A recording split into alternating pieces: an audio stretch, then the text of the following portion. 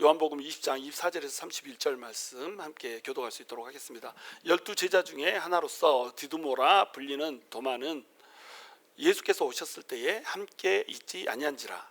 다른 제자들이 그에게 이르되 우리가 주를 보았노라 하니 도마가 이르되 내가 그의 손 못자국을 보며 내 손가락을 그 못자국에 넣으며 내 손을 그 옆구리에 넣어보지 않고는 믿지 아니하겠노라 하니라. 여드레를 지나서 제자들이 다시 집 안에 있을 때에 도마도 함께 있고 문들이 닫혔는데 예수께서 오사 가운데 서서 이르시되 너희에게 평강이 있을지어다 하시고 도마에게 이르시되 내 내 손가락을 손가락을 이리 내밀어 내 손을 보고 내 손을 내밀어 내 옆구리에 넣어보라. 그리하여 믿음 없는 자가 되지 말고 믿는 자가 되라. 도마가 대답하여 이르되 나의 주님이시요 나의 하나님이시니이다. 예수께서 이르시되 너는 나를 본고로 믿느냐 보지 못하고 믿는 자들은 복되도다 하시니라. 예수께서 제자들 앞에서 이 책에 기록되지 아니한 다른 표적도 많이 행하셨으나 오직 이것을 기록함은 너희로 예수께서 하나님의 아들 그리스도이심을 믿게 하려 함이요 또 너희로 믿고 그 이름을 힘입어 생명을 얻게 하려 함이니라. 아멘. 오늘은 나의 하나님이라고 하는 제목으로 여러분과 함께 하나님의 말씀 나누기 원합니다. 옆에 분들하고 인사하시죠. 하나님을 체험하시기 바랍니다.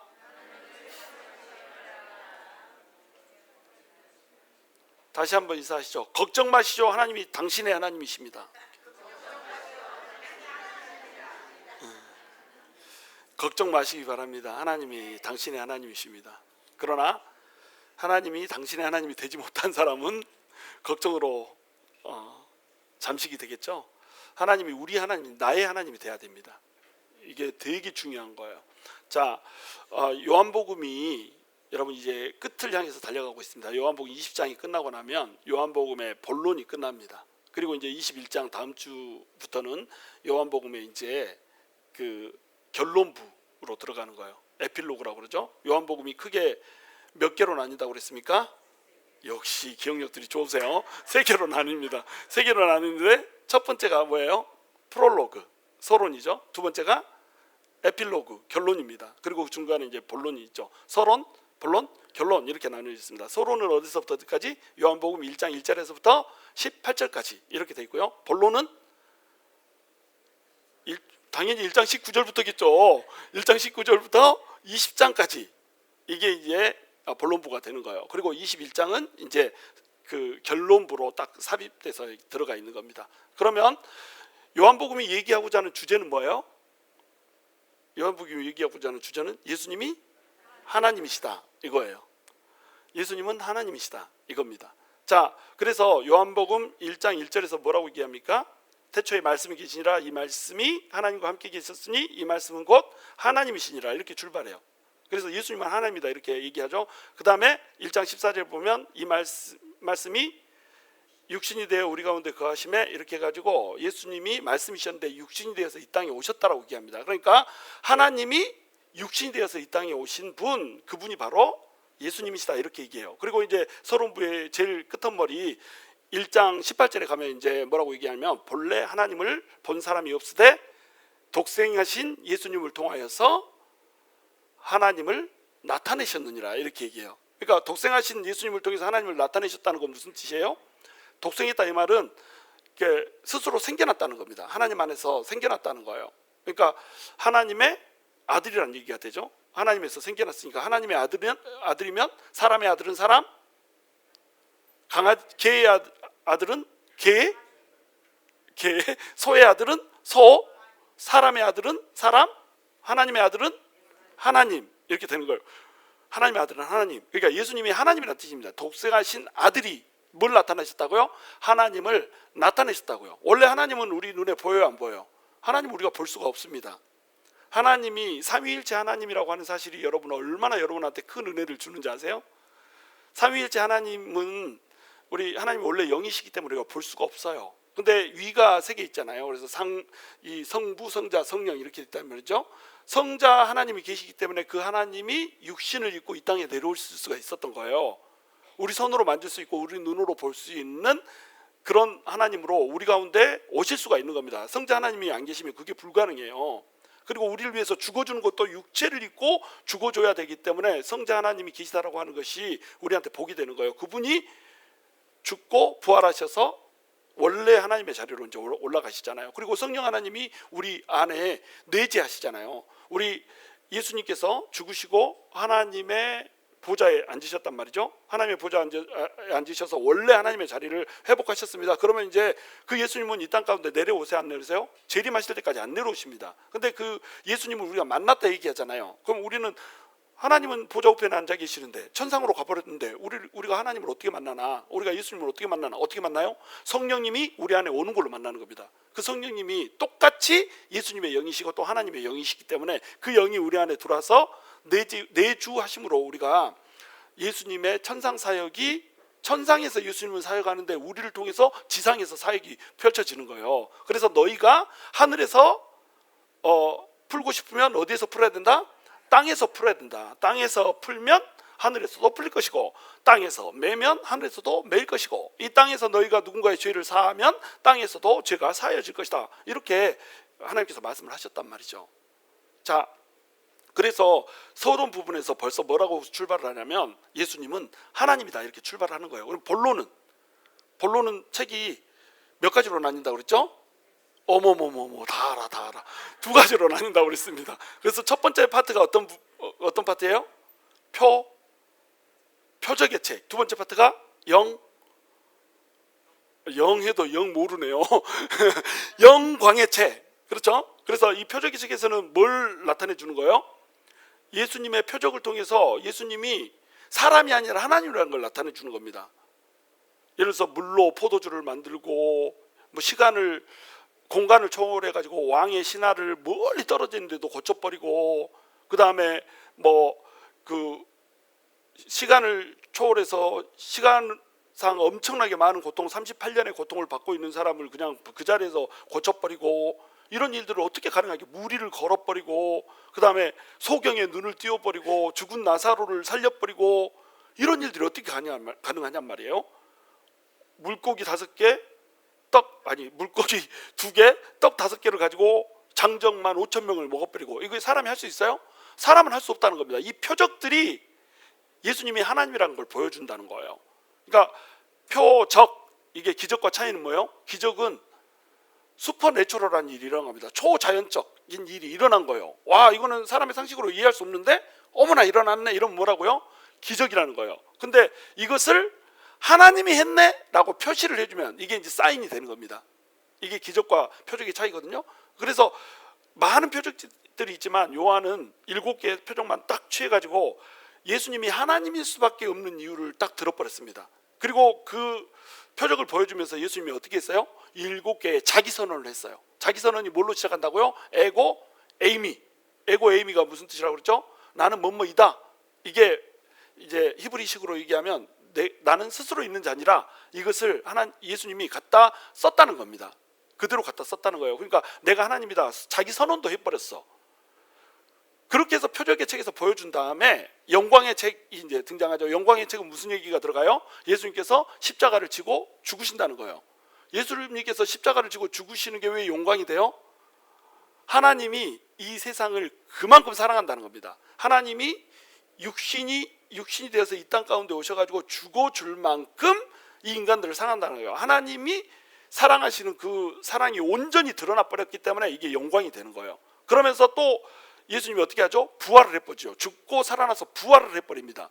그러면서 생명의 주관자신 우리 하나님이 예수님을 죽음 가운데서 그 성결의 영으로 살려버리셨구나 하면서, 그게 모든 생명을 주관하시는 분이시기 때문에 그 능력이 나타나 버렸기 때문에 그것이 뭐가 돼버려요? 영광이 돼버린다는 거예요. 그러니까 영광의 책에서 얘기하는 것은 이 세상을 전부 다 창조하시고 그 능력이 있으신 그 하나님이 예수님으로 오셨는데 그걸 표적으로 이제 보여줬다면, 이제는 그 예수님이 너네를 위해서 죽으시고 부활하셔가지고 너네도 똑같이 부활해서 영원한 생명 가운데 들어갈 수 있는 길을 열어줬어. 이것이 영광의 책의 주제라고 하는 겁니다.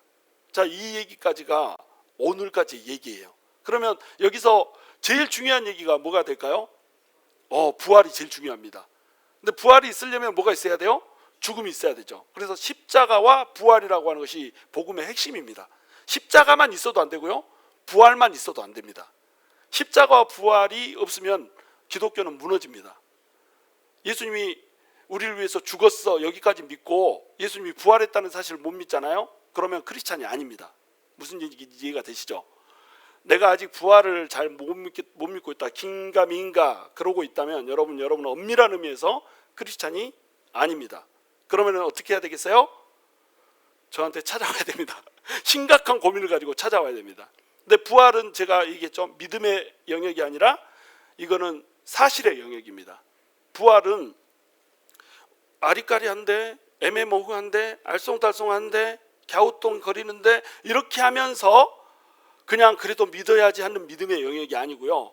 역사적으로 과학적으로 부활의 수밖에 없다라고 하는 사실을 하나님께서 우리에게 보여줘 버렸습니다. 그 대표적인 예가 제자들이에요. 제자들이 꽁꽁 무서워가지고 예수님 죽을 때 돌아가시고 부활하셨을 때만 해도 숨어 있었잖아요. 두려워서 숨어 있던 제자들이 갑자기 밖으로 튀어나왔습니다. 오순절에 성령을 받고는 밖으로 튀어나와가지고 예수님이 부활했다네 이렇게 얘기하다가 전부 다 죽었습니다. 거짓말을 위해서 죽을 사람이 있어요, 없어요? 없습니다. 그들은 왜 그렇게 됐을까요? 120문도가 살아나신 예수님을 받고 500명의 문도가 살아나신 예수님을 직접 목격했습니다. 직접 목격 안 했으면 그들은 그냥 밖으로 나가서 살면 됐어요. 우리 베드로 어부였잖아요. 베드로 그 예수님 만나고 나서도 예수님 부활하신 예수님을 만나고 나서도 어때요? 물고기 잡으러 가자 갔잖아요. 물고기 잡아서 그물 치고 살면 잘 살 수 있습니다. 그리고 예수님하고 3년 보낸 추억이 있잖아요. 그 추억 막 술안주로 뜯으면서 살 수 있어요. 나 그 예수라고 하는 분하고 같이 있었는데 야 죽은 자도 살려버리고 막 그러더라. 와 죽고 지금은 안 계시지만 하나님 그렇게 역사하더라. 그러면서 하면서 그걸 안주 삼아서 그렇게 하고 베드로가 잘 살 수 있었다니까요. 베드로를 당국이 잡아서 죽이려고 시도하지 않았습니다. 그들이 무서워서 숨어 있었던 거지. 그들이 갈릴리로 가버렸잖아요. 아무도 신경 쓰지 않습니다. 잘 먹고 잘 살 수 있었습니다. 근데 왜 갑자기 와가지고 예수는 부활했네 하고 돌아다니다가 죽냔 말이에요. 전부 순교했잖아요. 제자들이 다 순교했습니다. 왜 그렇게 됐냐고요. 진짜로 부활하신 예수님을 만났던 겁니다. 그래서 인생의 그 방향성, 인생의 초점 이런 것이 바뀌어버렸던 거예요. 그러니까 부활은 역사적인 사실이다. 사도 바울도 마찬가지입니다. 사도 바울도 원래는 예수님을 부인했던 사람이잖아요. 우리 예수 믿는 사람들을 핍박해가지고 이것들은 야 신성 모독이다 이렇게 하면서 예수 믿는 사람들을 다 잡아 죽이던 사람이었습니다. 그래가지고 공문서를 받아서 다메섹까지 올라가가지고 죽이던 예수 믿는 사람 핍박하는 이런 사람이었는데 이 사람이 갑자기 예수님을 만나버렸습니다. 예수님을 만난 이 시점은 예수님이 아직 천상에 있을 때예요. 그러니까 예수님이 이 땅에 재림하셨기 때문에 만난 게 아닙니다. 재림은 훗날에 이제 되는 거예요. 근데 예수님이 천상에 계심에도 불구하고 예수님을 만나버렸어요. 어떻게 만났냐면 음성으로 빛으로 예수님을 만나버렸습니다. 그래가지고 그 예수님을 성령의 뜨거운 감동 가운데 딱 만난 다음에는 바울이 어떻게 됐습니까? 자기 생명을 바치는 자로 예수를 핍박하는 자에서 오히려 예수님을 위해서 목숨을 던지는 자로 살다가 죽어버렸습니다. 자, 예수님이 있단 소리예요, 없단 소리예요? 예수님이 살아서 있단 얘기입니다. 야고보도 예수님을 미치광이로 생각했었습니다. 근데 동생 야고보가 예수님을 미치광이로 생각하다가 예수님이 나타나가지고 만나줘 버렸습니다. 아이고 내 육신의 형제인데 그래도 너는 내가 만나줘야지 하고 뽕 나타나가지고 예수님께서 나 살았다잉? 그리고 여기 봐라 여기 뭐 이렇게 해줬습니다. 성경에 뭐 얘기는 안 나오지만 야고보를 만나줬다고 얘기해요. 당연히 야고보를 만나줄 때도 제자들을 만나줄 때하고 똑같은 모습으로 만나줬겠죠. 그리고 야고보가 예수님을 믿지 않아 가지고 그 십자가에 예수님이 박히는 현장에 자기 형이 죽는데도 동생이 안 나타나 버렸습니다. 그런데 느닷없이 예수님이 죽고 나서는 어떻게 됐어요? 나 예수님을 위해서 죽는다 이렇게 하고는 야고보도 숨겨 버렸습니다. 그러니까 어때요?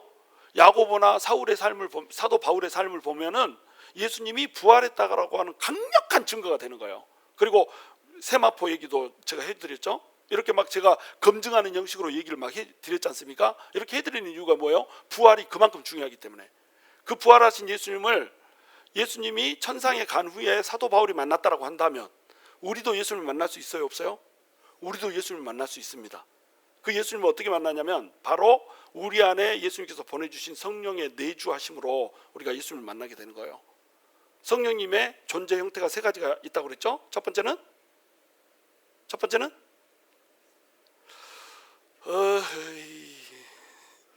일부 때는 대답하던데, 아니 크게 좀 대답해. 입을 이렇게 하지 말고 좀 제발.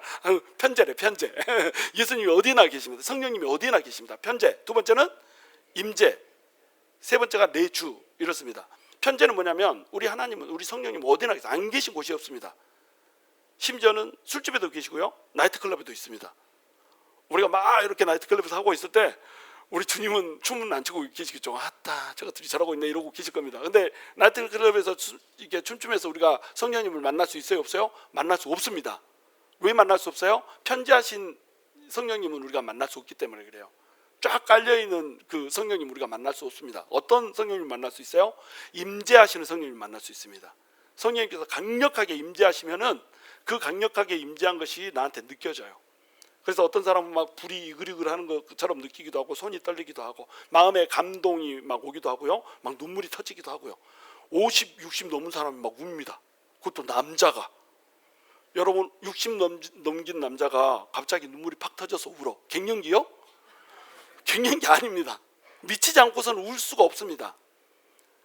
막 그 아줌마들하고 애들하고, 사춘기 애들하고 싸우면 누가 이겨요? 아줌마가 이기잖아요. 눈물도 피도 없습니다. 마누라가 하나님보다 더 무섭다고 그러잖아요. 왜 마누라가 하나님보다 더 무서워요? 귀신보다도 마누라가 더 무섭다고 그럽니다. 왜 그런지 아세요? 귀신은 나가 하면 나갑니다. 예수 이름으로 나가 그러면 귀신은 나가요. 그리고 하나님은 자비가 있으십니다. 그래가지고 하나님 잘못했어요 그러면 바로 용서해 주십니다. 근데 마누라는 나가 해도 안 나가고요, 용서해 달라고 용서 안 해줍니다. 뭘 잘못했는데 하고 잘못했다고 하면 그거 아니야 틀렸어 그러면서 입을 또 때려버립니다.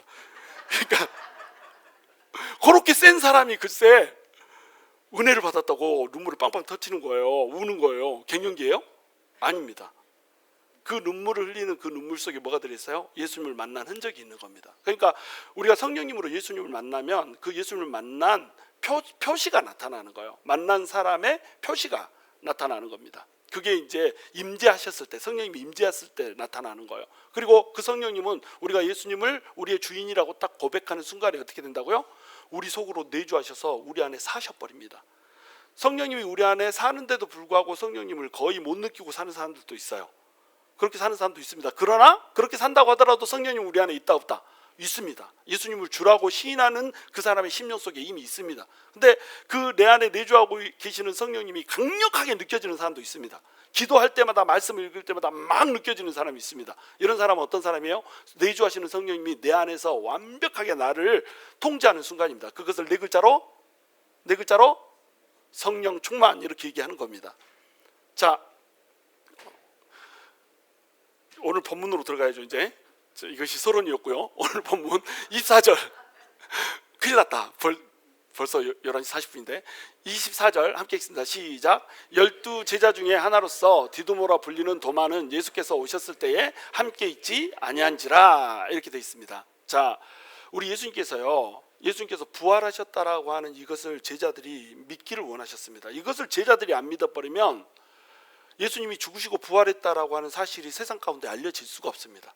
예수님께서는 12 제자를 세웠고요, 이 12 제자를 통하여서 한 명이 예수님을 팔게 이렇게 섭리가 되어 있고요, 이 한 명을 통해서 예수님이 죽고 나면 나머지 11명의 제자, 그리고 한 명 충원된 마띠아라고 하는 제자까지 12명이 다시 채워져가지고 이 12명의 제자가 예수님이 하나님이시라고 하는 사실, 우리를 대신해서 죽으시고 부활했다는 사실을 모든 사람들에게 막 전파하게 이렇게 만드는 것이 예수님의 목적이었습니다. 그러니까 예수님은 부활하시고 나서 제자들한테 반드시 나타나야 돼요, 안 나타나야 돼요? 반드시 나타나야 되는 겁니다. 너무나도 또렷이 나는 너네를 위해서 죽고 부활했다라고 하는 것을 보여줘야 되는 거예요. 그래서 벌써 몇 명의 그 증인들이 있다고 그랬죠? 8명의 증인들이 있다고 그랬죠. 벌써 미니멈 8명입니다. 여자들 5명 잡고 엠마오로 가는 2 제자 잡고 베드로 잡고 이렇게 하면 8명이 벌써 예수님이 부활했다는 걸 목격했어요. 이 목격한 제자들이 그 베드로 빼고 이제 뭐 도마 빼고 가룟 유다 빼고 9명의 제자들에게 이제 와가지고 막 얘기를 하는 겁니다. 예수를 부활한 거 만났어. 베드로도 막 얘기합니다. 나도 만났어. 맨 처음에는 여자들이 전했다고 그랬죠. 여자들이 전하니까 제자들이 믿었어요, 안 믿었어요? 안 믿었습니다. 제자들이 안 믿었어요. 그리고 또 엠마로 가는 두 제자들도 와가지고 만났다고 그러니까 어땠어요? 안 믿었습니다. 베드로가 얘기해도 안 믿었어요. 10명의 제자들 앞에 이제 디두모 빼고 도마 빼고 10명의 제자들한테 전부 다 얘기했는데 믿었다 안 믿었다? 안 믿었다. 그런데 예수님께서 나타나가지고 직접 10명의 제자들한테 어떻게 했어요? 보여줬어. 뭘 보여줬죠? 손과 옆구리에 난 상처를 보여줬단 말이에요. 예수님이 제자들이 두려워서 막 벌벌벌 떨고 문을 잠그고 있는데 문 잠겨져 있는데 예수님이 들어와버린단 말이에요. 그러면 어떻게 들었다는 거예요? 벽을 뚫고 들어왔든지 천장을 뚫고 들어왔든지 공간 이동을 해버렸어. 그러니까 예수님의 몸은 우리 몸하고 다르단 말이 공간 이동을 하는 몸이란 말이죠. 그런데 공간 이동을 해서 딱 나타나면 우리가 어떻게 생각할 수 있단 말이에요? 저건 영이다. 영이 나타난 거지. 영이 우리의 눈에 보였네. 천사가 보이듯이 영혼이 보였네. 이렇게 생각할 수 있다는 겁니다. 그런데 영은 상처를 입을 수 있다 없다. 상처를 못 입는다. 영은 육체니까 상처를 입지. 그래서 예수님이 상처를 딱 보여줬습니다. 자, 내 몸에 상처 난 것을 봐라. 5가지 상처가 있잖냐. 이 상처를 봐라. 여기 2개, 여기 2개, 여기 1개, 5상이 있다. 이렇게 하니까 제자들이 어땠어요? 그걸 보고 어머! 상처가 있네, 육체네, 이렇게 생각한 겁니다. 그래서 제자들이 막 기뻐요. 예수님이 부활했다 그랬고 기뻐합니다. 근데 그 자리에 누가 없었어? 도마가 없었어요. 그래서 오늘 도마의 이름이 2개가 나오죠. 12제자 중에 하나로서 디두모. 이 디두모는 헬라식 이름입니다. 도마는 어디식 이름일까요? 하나가 헬라식이면 하나는 한국식? 히브리식 이름입니다. 그래서 디두모의 뜻이 뭘까요? 그러면 디두모 뜻 쌍둥이입니다. 따 엄마야, 우리 난놈일생이 그걸 알고 해. 디두모가 뜻이 쌍둥이입니다. 그래서 도마가 실제로 쌍둥이였을 거다 이렇게 생각하는 거예요. 그러면 도마는 무슨 뜻일까요? 도마도 쌍둥이입니다.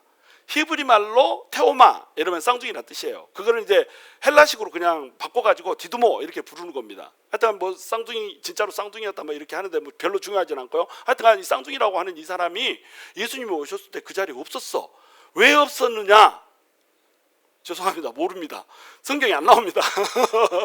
왜 없었는지는 몰라. 근데 그 자리에 없었어. 근데 도마도 예수님이 부른 사람이란 말이죠. 그래서 도마도 이제 예수님께서 만나 주셔야 되는 겁니다. 제자들이 이제 도마가 같이 이제 모였어요. 그 자리에서도 어땠습니까? 문을 다 걸어 잠그고 있습니다. 아직도 두려워. 부활하신 예수님을 만났어도 아직도 두려워. 왜? 성령님이 아직 안 왔다. 성령님이 내 안에 오지 않아서 예수님이 왜 부활했는지, 예수님이 부활해서 우리한테 뭘 하기를 원하시는지 알려주지 않으면요, 여전히 두려운 거예요. 예수님은 부활했어도 나는 죽으면 어떨 거예요? 예수님이 부활했는데 부활했다가 또 죽으면 어쩔 거예요? 유대인들이 예수님 부활했다니까 잡아다가 아이고 너 또 다시 죽어라 이러고 또 죽여볼 수도 있잖아. 아직 부활하신 몸은 죽일 수 없다라고 하는 사실을 제자들은 모르니까. 그러니까 여전히 두려운 겁니다. 문 딱 걸어 잠그고 이제 도마까지 딱 왔는데 도마한테 이제 얘기를 해주는 거예요.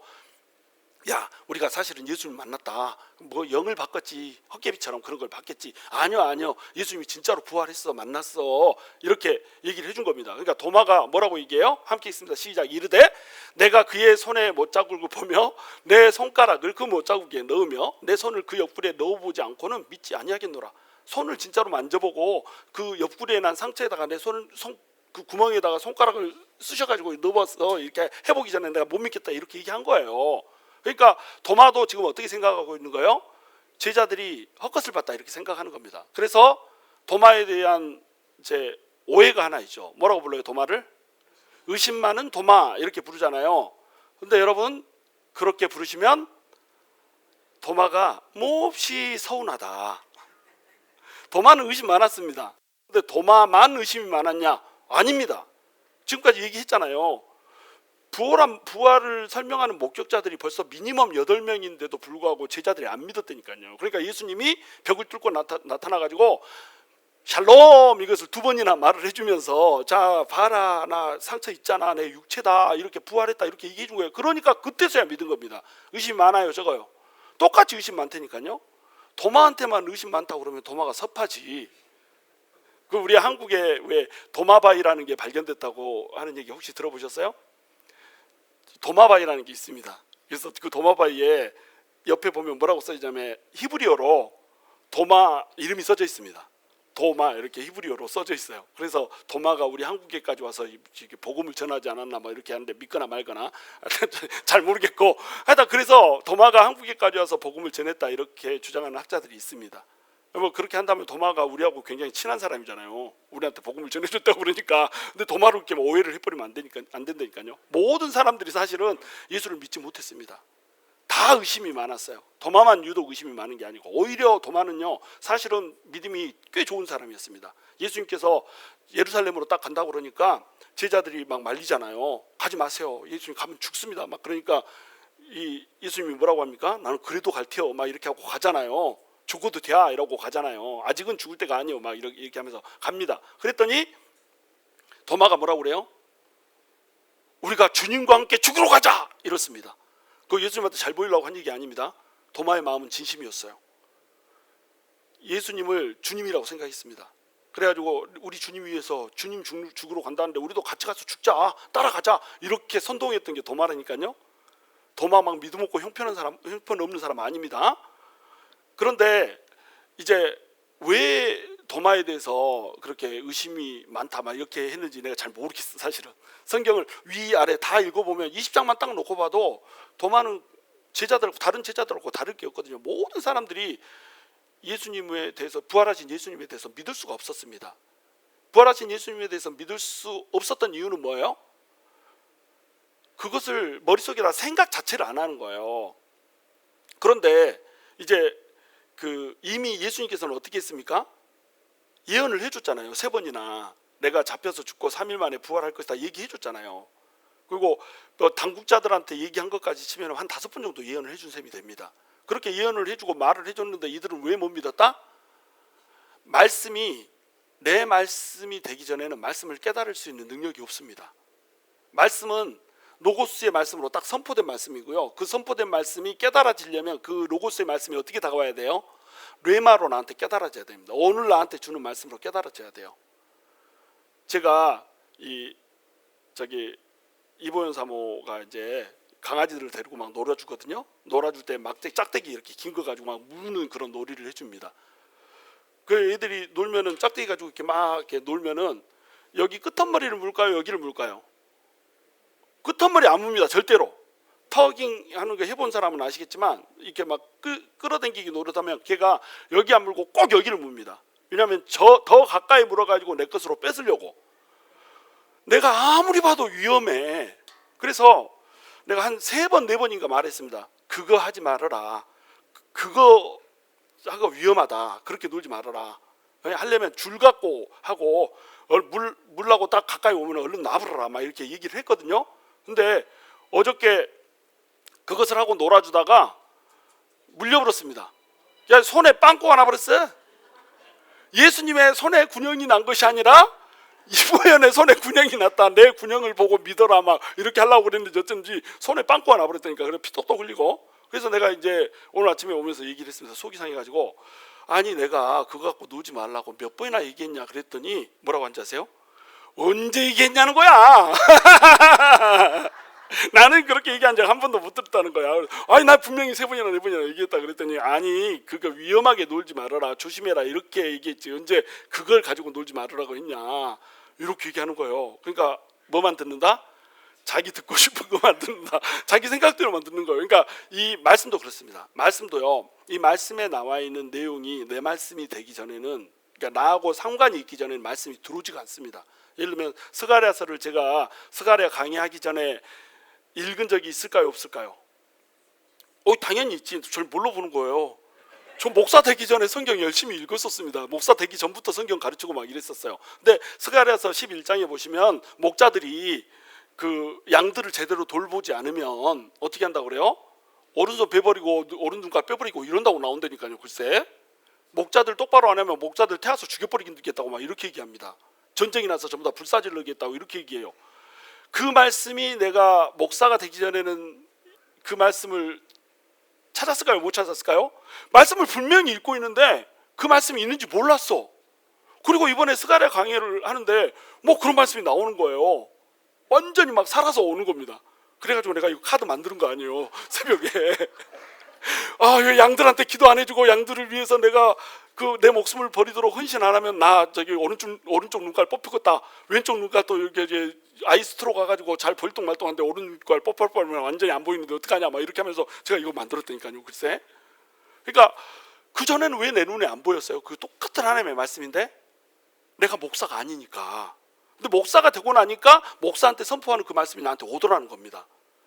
말씀이라는 게 그렇다는 거예요. 아무리 얘기를 해줘도 그 얘기가 나하고 지금 당장 생동감 있게 다가오는 그런 말씀이 안 되면은 뇌마로 나한테 오지 않기 때문에 깨닫지를 못하더라는 거예요. 그러니까 제자들도 말씀을 수없이 들었고 부활할 거라고 하는 얘기를 해줬음에도 불구하고 믿어요, 못 믿어요? 믿지를 못합니다. 성경 속에 이미 기록되어 있는데 믿어요, 못 믿어요? 못 믿습니다. 그러니까 예수님이 어떻게 하세요? 딱 나타나가지고 믿게 해주는 거예요. 믿음이라고 하는 본질 자체가 그렇습니다. 우리가 뭐 특별히 어떤 믿음의 능력이 있어가지고 믿는 게 아니에요. 우리한테는 믿을 만한 능력도 없다니까요. 그냥 믿게 해주는 거예요. 아브라함도 그렇지 않습니까? 아브라함을 불러가지고 본토지쪽 아비집을 떠나면은 내가 너의 복의 근원이 되게 하겠다, 복이 되게 하겠다 이렇게 했는데 믿음의 아버지라고 그러는데 믿음이 있어요, 없어요? 한태기도 없습니다. 이 믿음이 없는 사람을 어떻게 해요? 계속 믿음을 잘하게 해가지고 나중에는 아들을 바치는 사람으로 이렇게 만들어버리잖아요. 그게 믿음이라니까요. 그러니까 아브라함이 믿음의 아버지다 이 뜻은 아브라함이 믿음이 좋았다는 뜻이 아니고 믿음의 속성 자체가 믿음이 아무것도 없는 자들을 하나님께서 만나주시고 하면서 믿음이 있는 사람으로 만들어 간다는 거예요. 빚어 간다는 겁니다. 지금 이 행동을 지금 예수님께서 해주고 계시는 거예요. 도마를 3년 반 동안 계속 데리고 다녔잖아요. 근데 예수님 안 만나니까 못 믿잖아요. 그 도마를 믿게 만들어주고 싶은 겁니다. 왜? 해야 될 일이 있으니까. 하나님의 나라를 위해서 해야 될 일이 있어. 복음의 씨를 뿌려야 되는 최초의 씨앗이 돼야 되는 거예요. 그러니까 도마를 지금 만나주고 계신다. 자, 26절. 여드레를 지나서 제자들이 다시 집안에 있을 때에 여드레를 지나서라고 그러죠. 왜 여드레가 지났을까요? 언제로부터 여드레야? 여드레의 기준이 뭐예요? 어떤 시점에서부터 여드레? 부활한 시점에서부터 여드레. 이제부터는 기준점이 뭐예요? 부활입니다. 이제부터 쭉 주님이 오실 때까지 기준점이 뭐예요? 부활입니다. 이 부활한 날을 우리는 주일 삼아서 이때 주일날 하나님을 만나고 그 힘으로 일주일을 살아내는 거예요. 그러니까 주일 예배를 드린 이유를 알겠죠? 그 부활하신 여드레를 지나가지고 제자들이 다시 집안에 있을 때 도마도 함께 있고 문들이 다 닫혀서 또 문 닫아놨어. 아까도 설명드렸듯이 아직도 무서워. 여전히 무서워. 왜? 성령님이 아직 오지 않았어. 그래가지고 전부 다 문들이 닫혀 있고 도마도 있는데 예수님이 똑같이 나타나 줍니다. 예수님께서 나타나셔가지고 어떻게 나타나신다? 벽을 뚫고 관통해서 나타나신다니까요. 그냥 가운데 서 계시는 겁니다. 예수님이. 그래가지고 그 예수님이 또 뭐라고 말씀하세요? 샬롬 이렇게 얘기하십니다. 샬롬을 벌써 3번이나 말씀하세요. 제자들한테. 샬롬. 왜? 제자들이 샬롬을 잃어버렸다. 부활하신 예수님을 만났는데 그 부활하신 예수님이 내 안에서 생동감 있게 진짜로 살아계셔가지고 내 인생을 책임지는 분으로 안 와 있어. 그러니까 예수님이 또 샬롬 말씀해 주잖아요. 그리고 도마한테 이제 말씀하십니다. 네 손가락을 이리 내밀어 내 손을 보고 네 손을 내밀어 내 옆구리에 넣어보라. 그리하여 믿음 없는 자가 되지 말고 믿는 자가 되라. 자, 예수님은 지금 도마가 얘기할 때 어디에 있었어요? 밖에 있었잖아요. 어디 있었는지도 모릅니다. 예수님이 어디 계셨는지도 몰라. 근데 갑자기 예수님이 어디선가 호련히 훅 나타났어. 그래서 가운데 서 계셔. 없었는데. 그러니까 도마 입장에서는 어떻게 생각했어요? 나한테도 보이네? 이렇게 생각했을 거 아니에요? 근데 예수님이 하시는 말씀이 뭐예요? 도마가 했던 말씀을 그대로 반복해 주는 겁니다. 도마가 얘기했을 때는 그 자리에 안 계셨는데 도마가 있는 그 자리 가운데 딱 서가지고 도마가 했던 얘기를 그대로 얘기해 준다. 그러면 예수님은 지금 누구예요? 하나님. 모든 것을 듣고 알고 계신 하나님이라는 거예요. 여러분이 어디선가 하나님 나 너무 힘들고 괴로워요 라고 얘기하는 그 순간에 하나님은 어때요? 내 눈에 안 보이지만 하나님은 그 얘기를 듣고 계신다는 겁니다. 여러분, 우리 하나님이 쉬지 말고 기도하라 이렇게 얘기하죠. 때를 무시로 성령 안에서 기도하라 이렇게 얘기하죠. 쉬지 말고 기도하라, 무시로 기도하라. 이것이 열심히 기도하라는 뜻도 있지만요, 또 어떤 뜻이 있는지 아세요? 무시로 기도하라, 이게 뭐 어떤 뜻이 있는 줄 아십니까?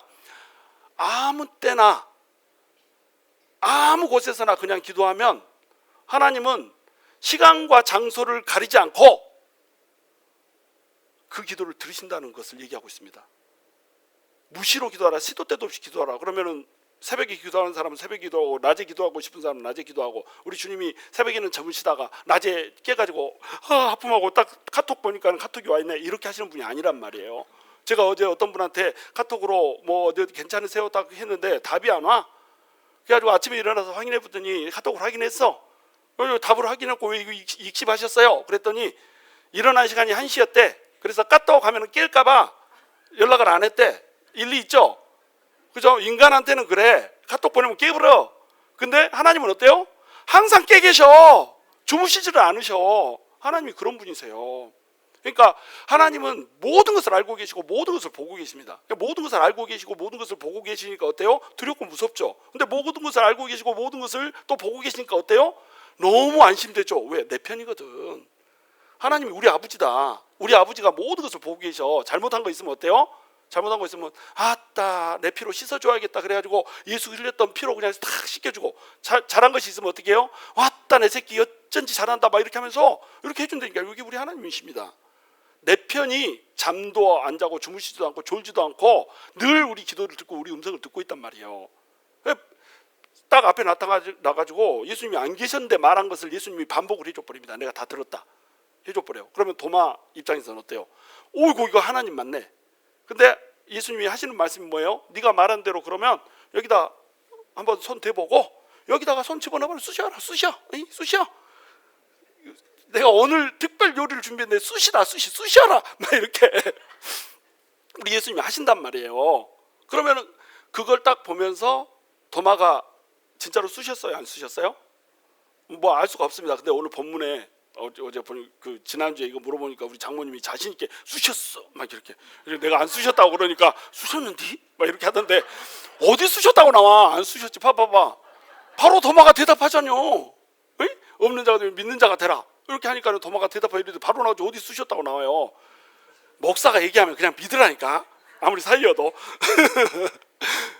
만져볼 필요가 없었습니다. 왜 만져볼 필요가 없었냐면 영이 상처를 입을 수가 없단 말이에요. 그냥 보기만 하면 육체가 상처를 입고 있기 때문에. 그리고 내가 한 말을 밖에서 다 듣고 계셨던 그분이 딱 나타나셔서 상처를 보여주셨기 때문에 아 이게 우리 예수님이시구나 하고 딱 깨달을 수밖에 없었단 말이에요. 그러니까는 아 예수님이 부활하신 게 맞구나 이렇게 생각했던 겁니다. 그래서 도마가 바로 고백을 해버립니다. 뭐라고 고백해요? 나의 주님이시오 나의 하나님이시니다. 이 고백이 인류 역사상 가장 위대한 고백입니다. 어떤 분들은 이제 베드로의 고백이 가장 위대하다. 베드로가 뭐라고 고백했어요?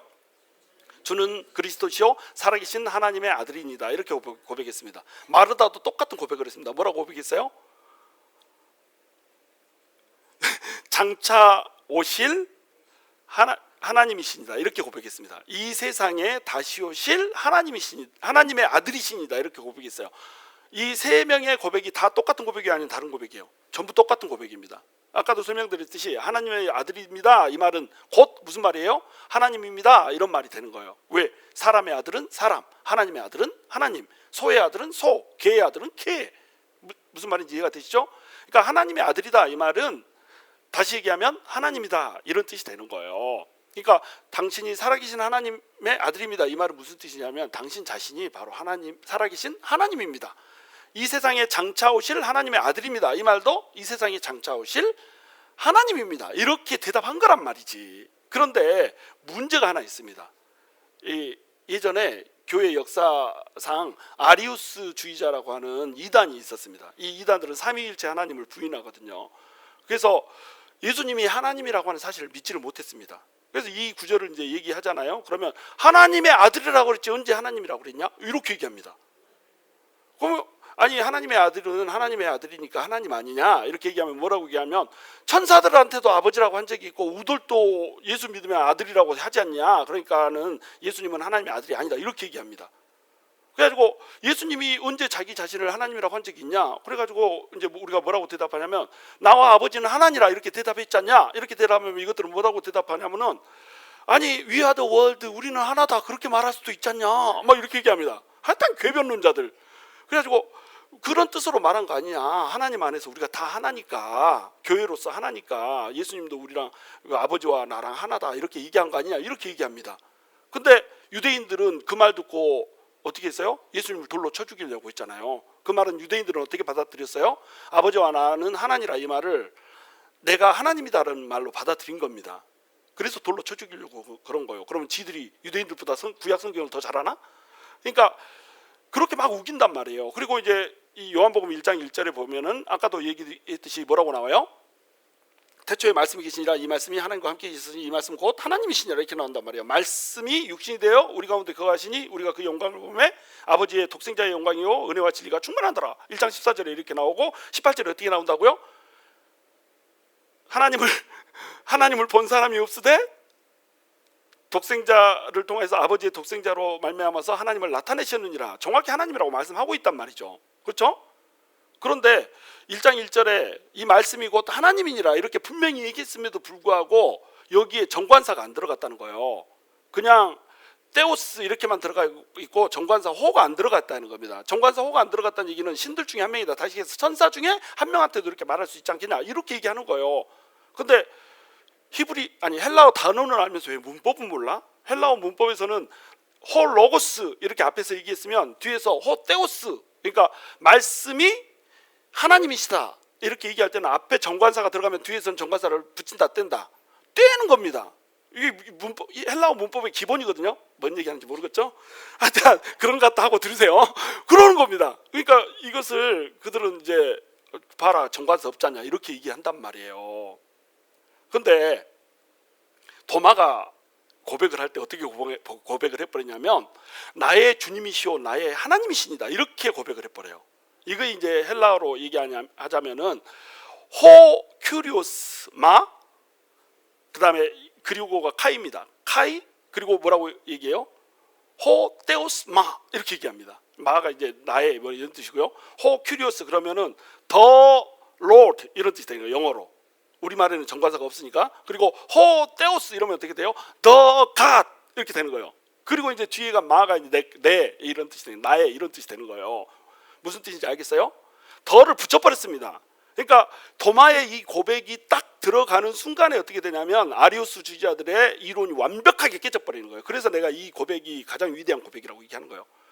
하나님의 아들이라고 하는 이 고백을 하는 대신에 도마는 뭐라고 고백했냐면 당신이 더 로드이고 더 테오스다, 바로 하나님이다 이렇게 고백을 해버린 겁니다. 그러면 만약에 예수님이 하나님이 아니었다고 생각해 보세요. 어떻게 하겠어요? 하나님이 노 그렇게 하면 큰일이요 막 이렇게 얘기합니다. 그러면 나 죽어. 하나님한테 흔적없이 사라져본다. 내가 하나님 아니야? 하나님만 경배해라.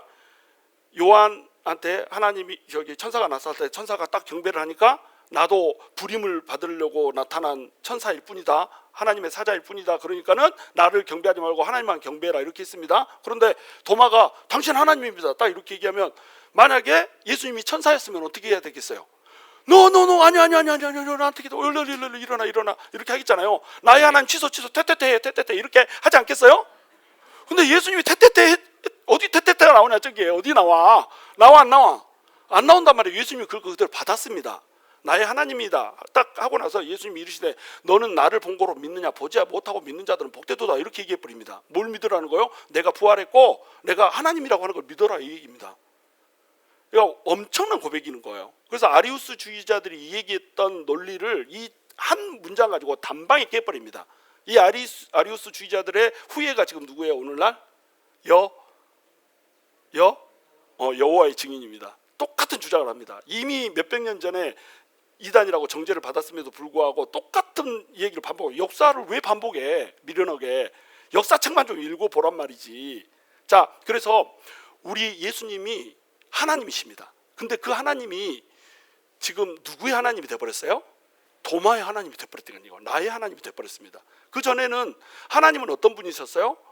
저 멀리 계시는 지존자의 하나님이시고 율법을 주셔가지고 율법대로 살지 않으면 하고 목을 쳐버리는 하나님, 두려운 하나님이고 무서운 하나님이셨어요. 근데 그 하나님이 예수님께서 죽고 부활하시면서 내 앞에 나타나서 만나주는 순간에 내가 너를 위해서 죽고 부활했고 이 부활의 능력, 생명을 너한테도 주겠다라고 만나주는 순간에 도마한테 뭐가 돼버렸어요?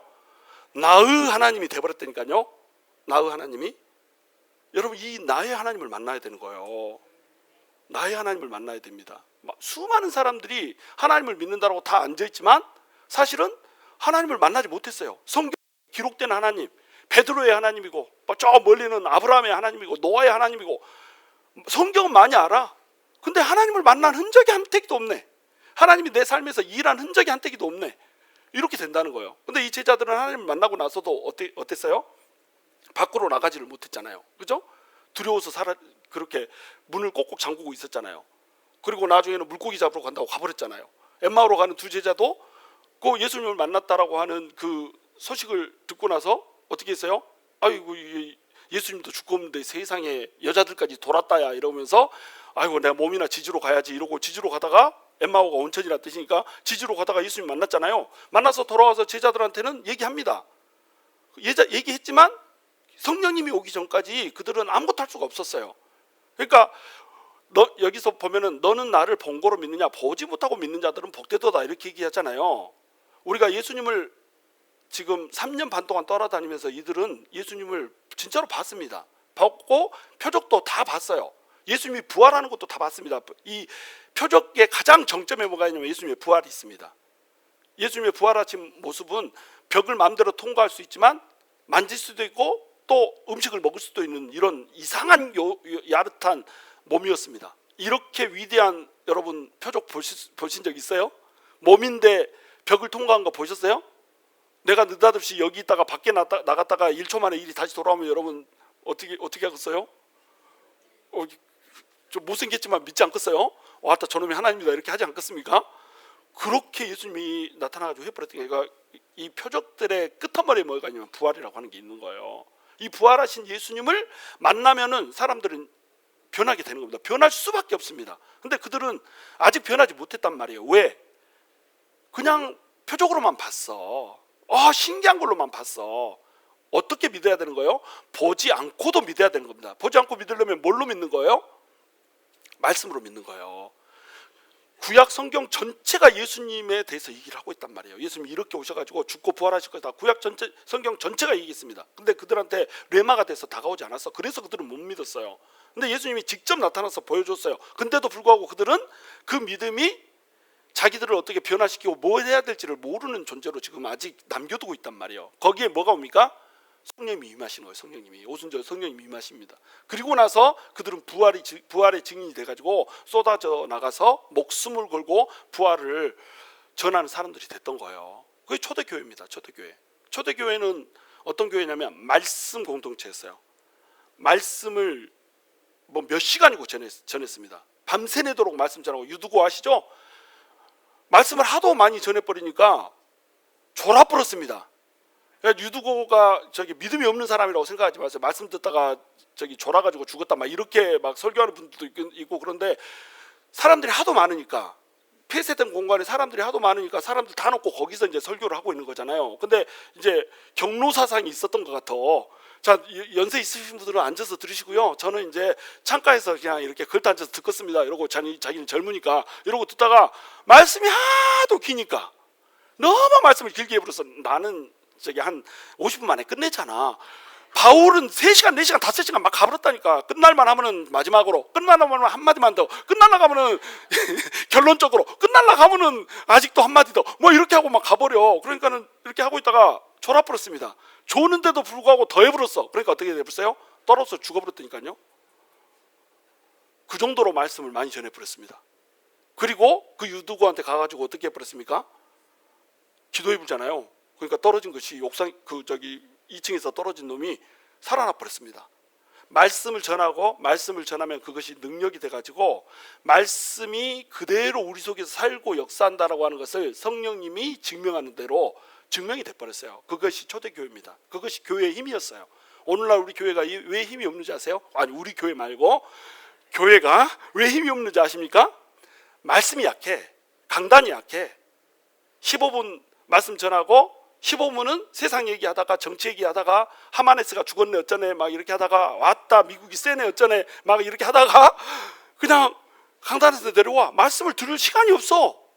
주일날을 중심으로 해가지고 주일날 예배 1시간 나와서 예배 드리는 것이 전부 말씀 듣는 시간의 끝인데 세상에 15분 성경 말씀 고작 그 수박 겉핥기로 전해놓고 그 말씀 붙들고 살으라고 하네. 어떻게 살아요?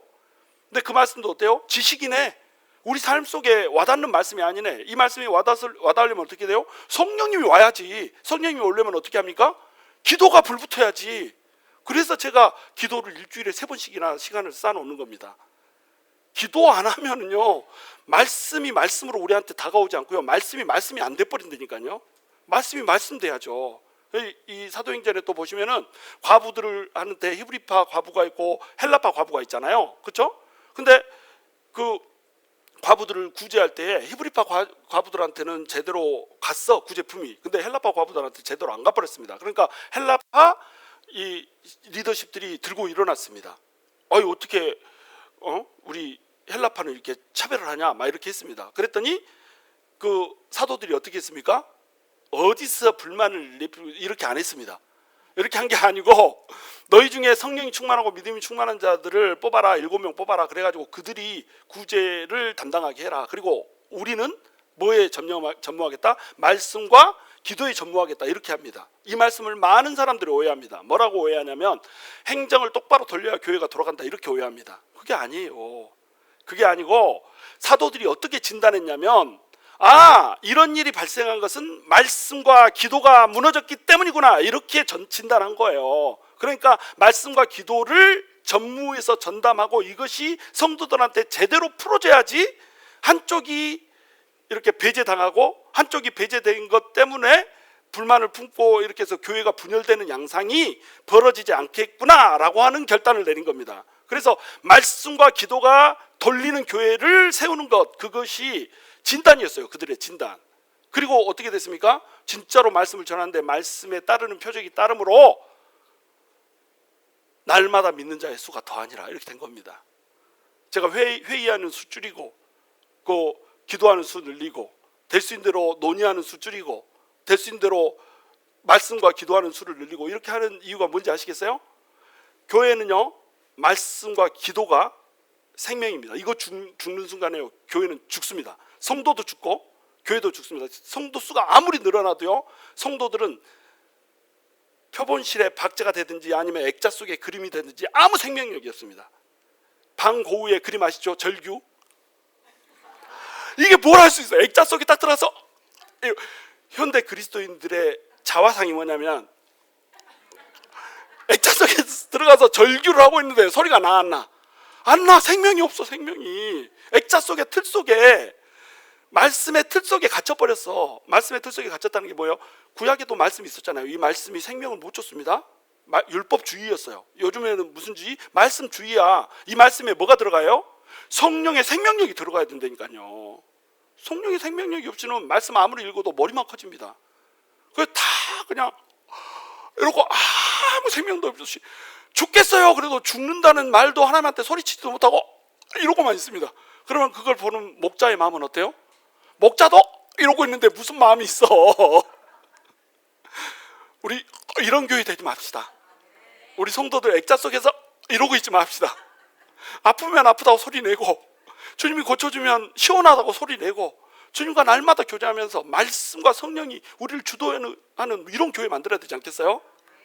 저 여러분이 그런 성도, 그런 교회가 될 수 있게 되기를 주님의 이름으로 축원합니다.